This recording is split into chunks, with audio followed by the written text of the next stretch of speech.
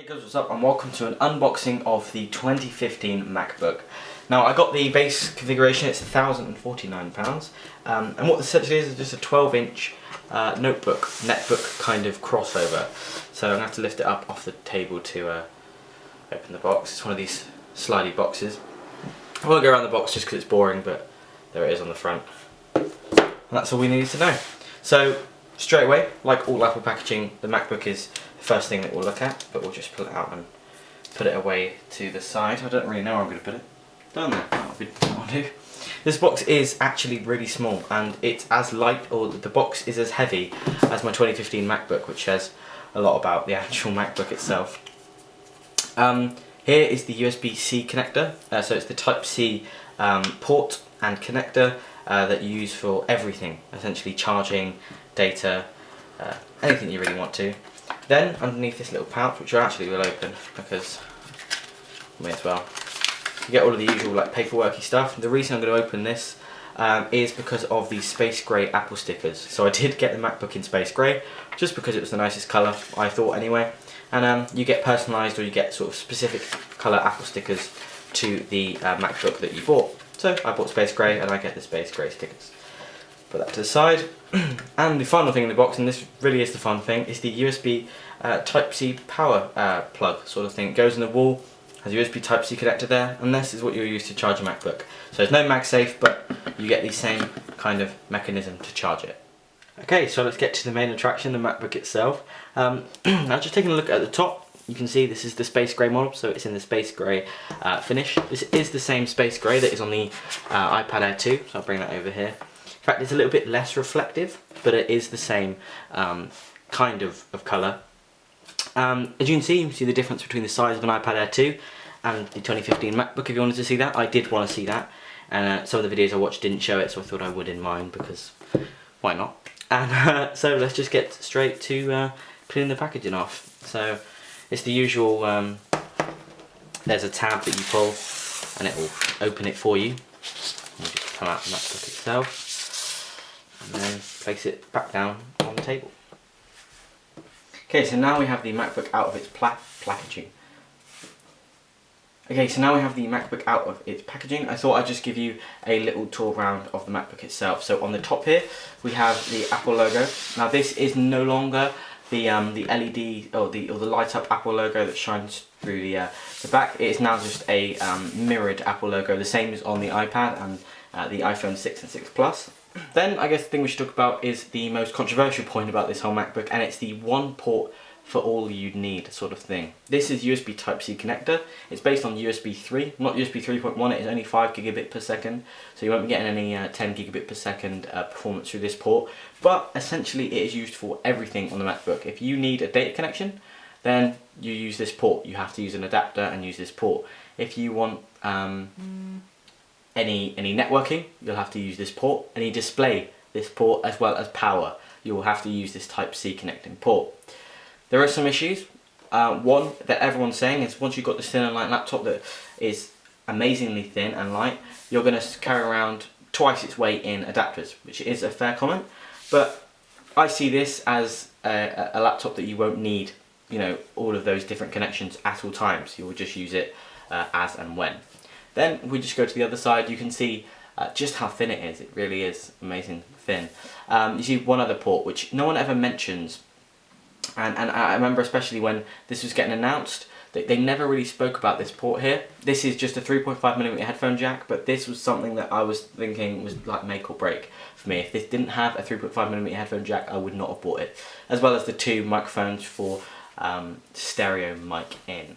Okay, so I guess it is time to open the MacBook itself. So it has one of those really nicely built Apple hinges, meaning that the bottom of the MacBook didn't lift up when the top did. I'll remove this piece of paper here, which may not sound like a lot, but something I've noticed on a lot of laptops recently is how frustrating it is lifting up the lid and the whole laptop coming with you and you're having to hold it down. Not much, but something that is just nice, especially with a laptop this thin. So straight away you can see the new keyboard with the much wider keys but also much shallower keys, and you can hear there's very little travel at all in the keyboard. Then you have this multi-touch trackpad here, which is also Force Touch. I don't know whether it is just called Force Touch or it's still called Multi-Touch, but you know, there's no click here.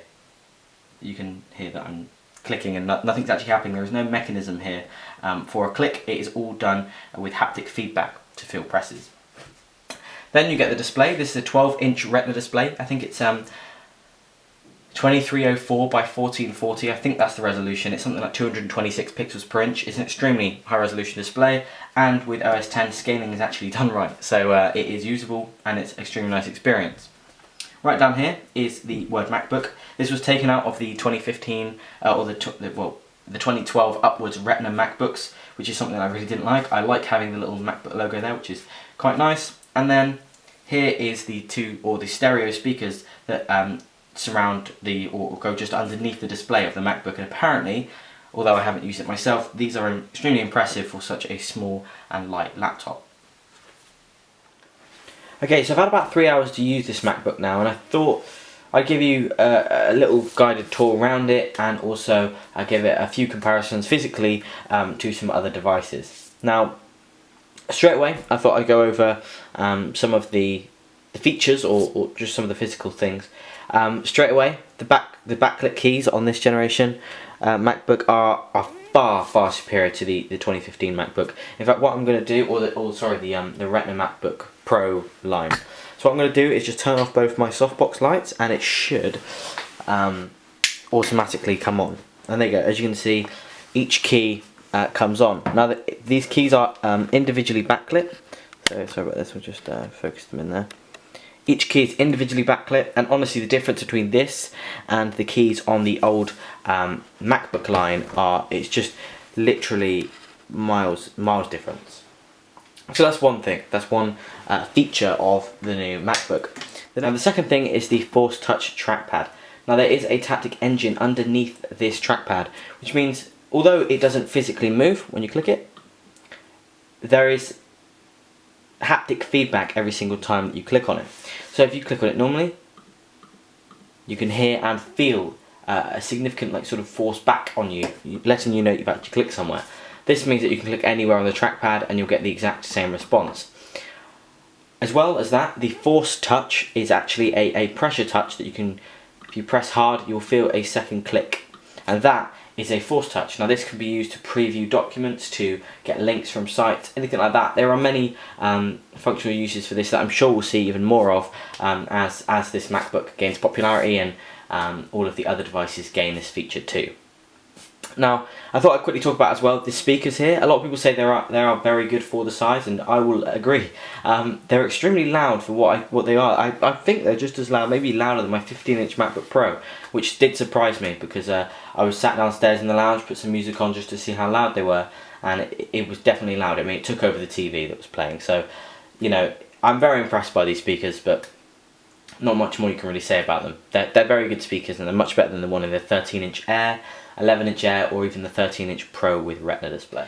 Now the keyboard is something that when I tried out this MacBook in the Apple Store, there is an Exeter Apple Store that I go to, and the first day that they had this I was like, wow. So I went to try it out, and the keyboard was something that I really didn't like. It was something that made me think, you know, maybe this MacBook isn't the MacBook for me.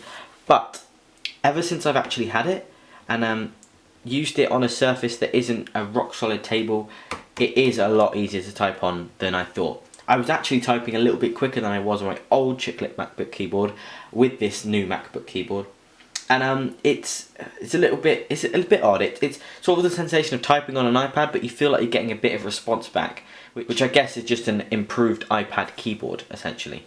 But you can type just as easily. You can definitely feel the click. The only issue that I'm having is because there's a very small gap between the keys that you can be able to see here. Obviously, so the keys are separated. When you press a key, that rises above the key, so you often catch yourself hitting, you know, the T braces of all of these keys instead of actually hitting the next key over, which is an issue, but I guess it's something that you'll get used to. Now the display is something that a lot of people were raving about this MacBook and saying, you know, this is an amazing display and yeah, it's one of the best they've ever put in a laptop. But what's happening here is it's a pretty weird resolution that they've gone with, 2304 by 1440 I believe it is. This means that the scaling that they've had to do is a bit odd, and they're using a 1280 by 720p resolution, and then essentially doubling that and then cutting it down. So it's a bit odd. You do get a bit of interpolation, which means that things that should be super sharp aren't always as sharp as they could be. But to be fair, I actually couldn't notice the difference until I started looking for it. And it's actually a lot less noticeable when you change the scaling on the MacBook. As well as the default 1280 by 720 resolution, there are also other scaled resolutions that you can go to. So you go to the display in System Preferences, and then select Scaled. You'll be able to select either a larger text version, which means you'll be able to have less things on the display, but they will be bigger, or you can go to this 1440 by 900 simulation, which adds a lot more screen real estate. So this basically means that when I open something like Safari, oh, none of these things would do. There you go. Apple.com is this big, and then if I go and change over, as you can see, everything on the display gets a bit bigger. And because this is the native resolution, all of the native resolution of the MacBook, it does look quite a bit sharper. Okay, so for this part of the video, I'm going to have to do it in a bit of a weird angle, just because I can't get the tripod low enough of my table to get a completely flat sort of profile. So what I'm going to do is compare the 2015 MacBook to some other Apple devices that you could really compare them to. So this is the 2015 MacBook next to the iPhone 6 Plus. Now I believe the iPhone 6 Plus is 7.1mm thick, and as you can see, I believe there are roughly 2 iPhone 6 Pluses for this 2015 MacBook on this side. But that isn't the whole story. The 2015 MacBook does use a tapered design. So if we just flip it around here and put it back next to each other, as you can see, it is much closer. In fact, there is not much of a gap at all between the two devices. So we just move the phone out of the way, and what I'll do is I'll bring in the iPad Air 2. Now I will take the case off, or the smart cover off, just because it's make it a bit more of a fair test.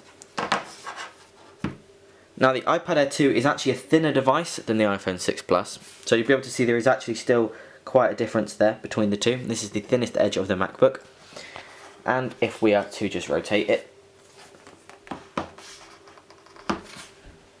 you'll see that there is now quite a substantial difference. I believe it is definitely more than double the size of the iPad Air 2 for the 2015 MacBook.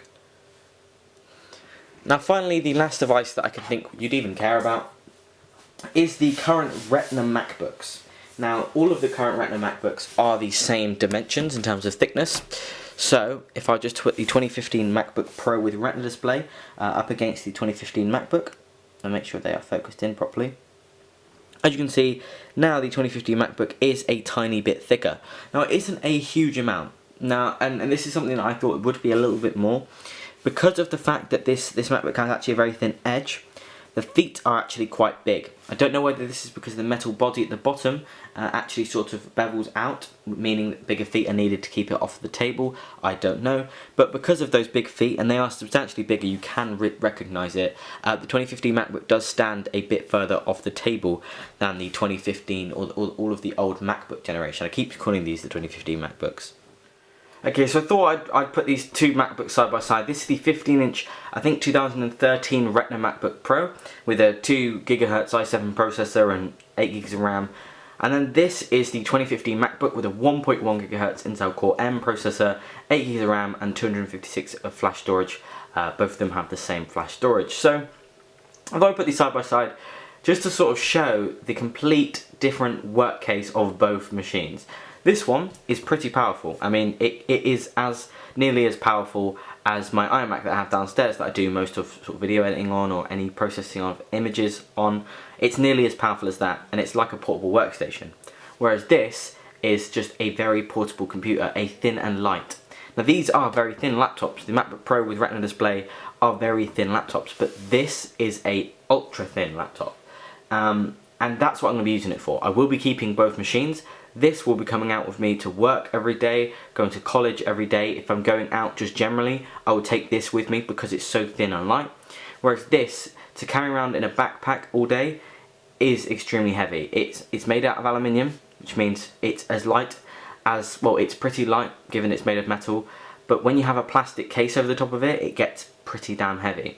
Whereas this, I could whack a plastic case on that and it'd still be, you know, a smidgen over half as heavy as this MacBook. So I thought I'd just show this little shot here of the two side by side. You can see that completely different machines, completely different work cases, and sort of shows where I hope Apple aren't going with all of their computers. So there you are. I guess that is the end of my 2015 MacBook unboxing. Now, I keep doing these unboxing videos where I just talk quite a bit about the product that I've got. And I think that's the way I'm going to have to do it, because things don't get as much exposure as they used to. I remember when I started this, you got a lot of exposure for doing something like an unboxing. Now you need to kind of combine the two videos into one, else no one's coming back for the second one. So thanks for watching my 2015 MacBook unboxing.